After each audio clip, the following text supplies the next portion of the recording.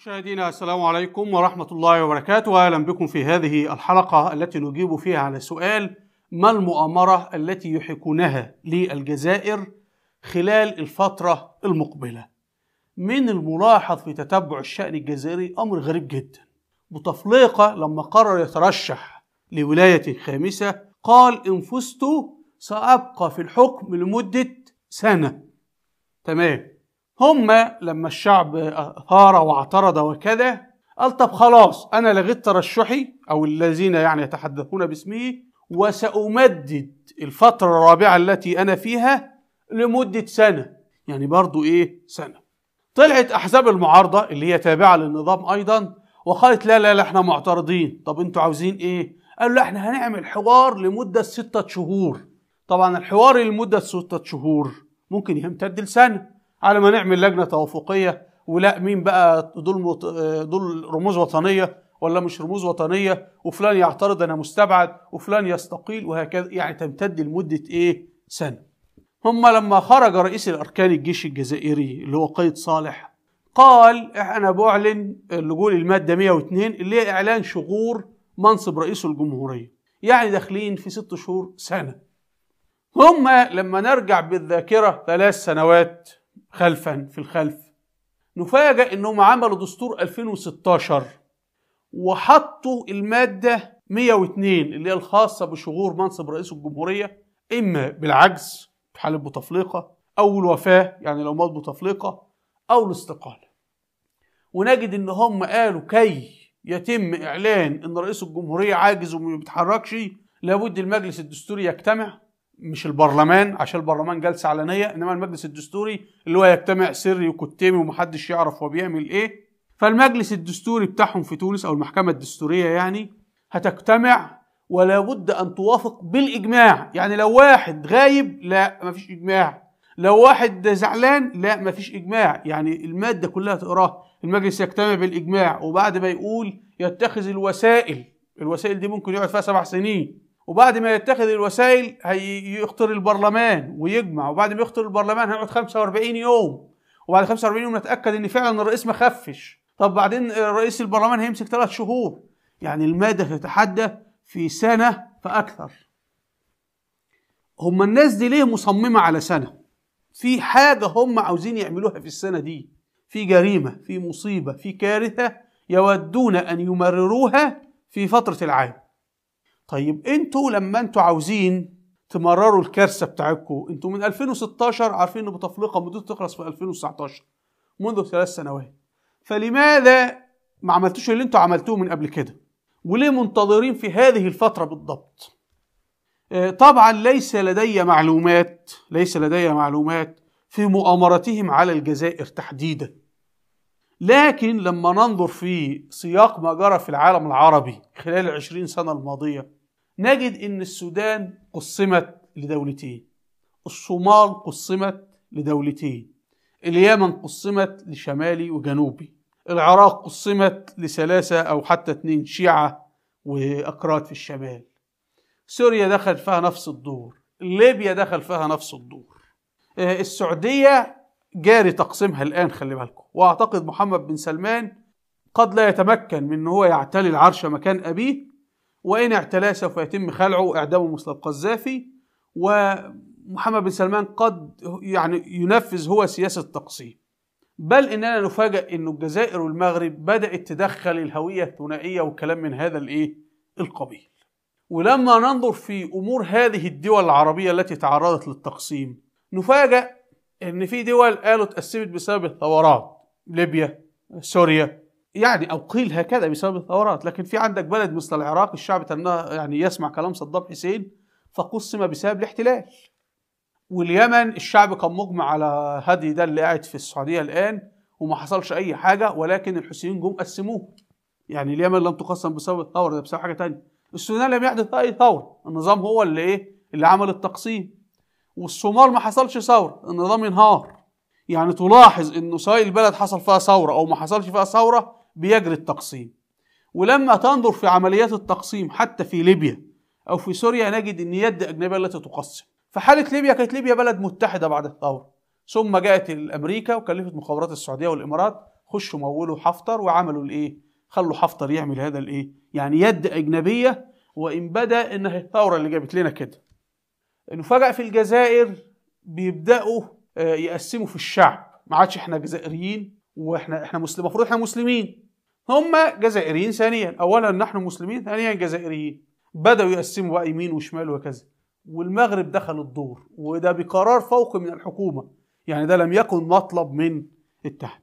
فاعتقد ان الهدف من هم عاوزين فتره انتقاليه سنه، ان هم عاوزين يحطوا بلاوي في البلد، وهذه البلاوي لا تنسب للنظام الجديد، انما تنسب للفتره الانتقاليه اللي ملهاش صاحب. يقول لك اصل الفتره كانت فوضى، اصل الفتره مش عارف ايه، اصل كلام من هذا القبيل. فيبقى النظام لو هنجيب فلان، ما هو لو مثلا هنجيب النهارده احمد ابو يحيى رئيس الجزائر بالتزوير، وجيه يعمل المشكله في البلد، الشعب هيقوم عليه. انما هم عاوزين يعملوا المصيبه، وبعدين اللي يجي يقعد يقول والله انا استلمتها كده، اعمل ايه؟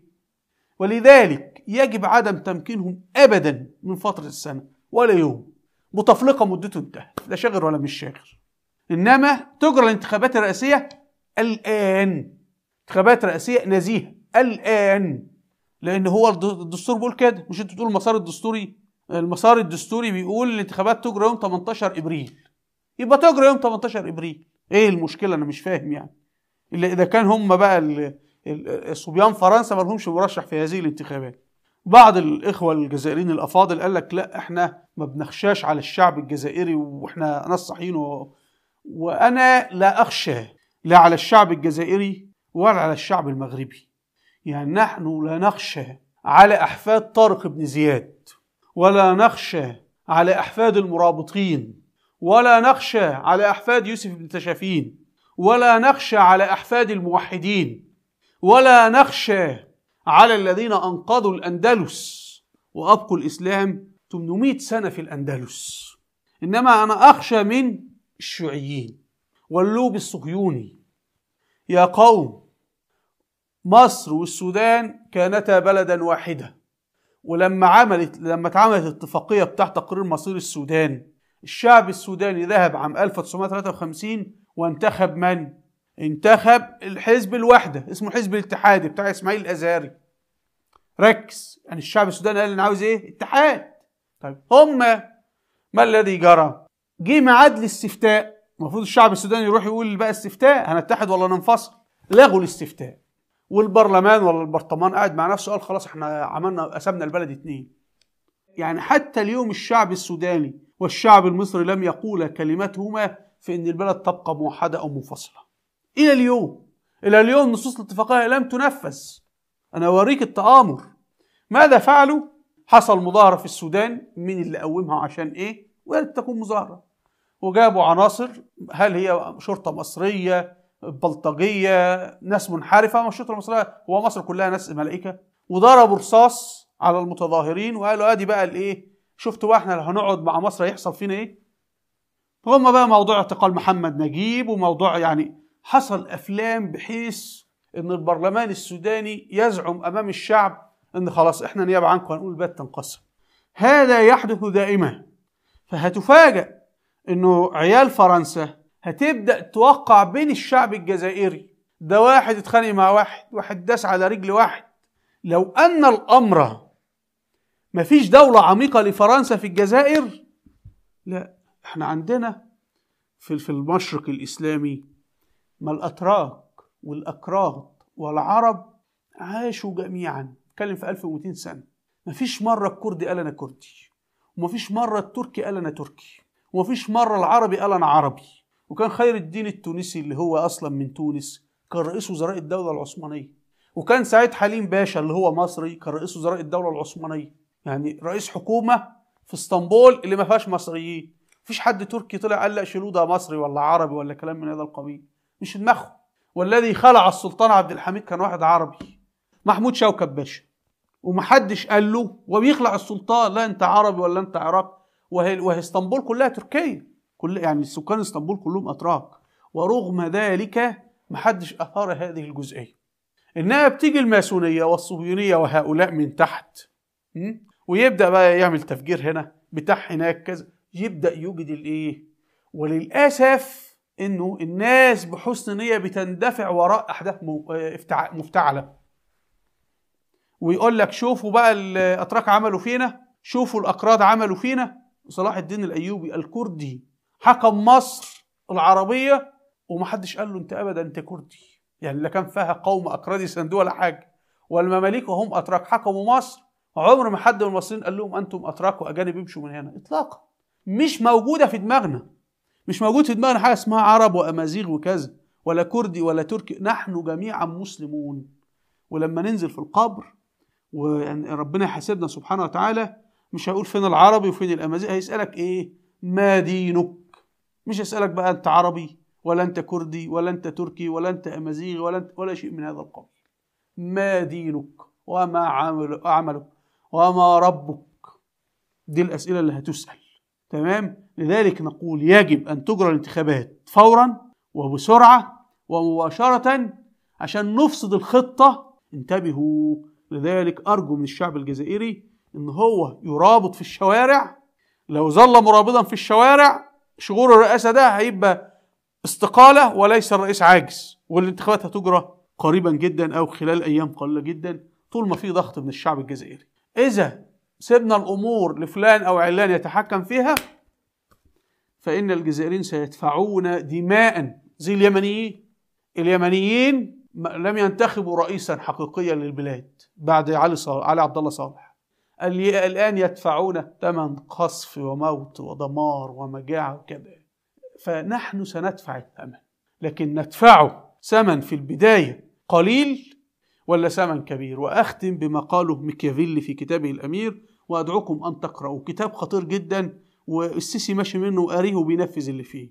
ميكافيلي يقول الأطباء، كتاب ميكافيلي موجود على اليوتيوب، اكتب كتاب الأمير في قناة اسمها سرديات الصدفة جيد، يعني كتاب خطير جدا اسمعوه.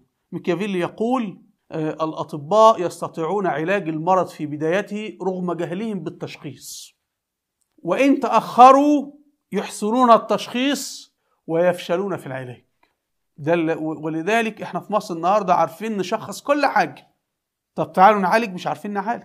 في تركيا يوم ما كان بيحصل عندهم انقلاب ما كانوش عارفين مين اللي بيعمل انقلاب، قيادة الجيش ولا فرقة منشقة ولا ايه. كانت الدنيا ضبابية في تونس في تركيا يوم الانقلاب في تركيا على أردوغان، ورغم ذلك تم معالجة الموقف بسرعة.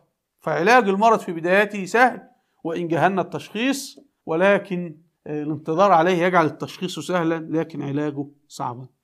أرجو مشاهدينا أن تكون الصورة قد وضحت، وأرجو منكم الاشتراك في القناة بالضغط على هذا الزر، وإلى اللقاء والسلام عليكم ورحمة الله وبركاته.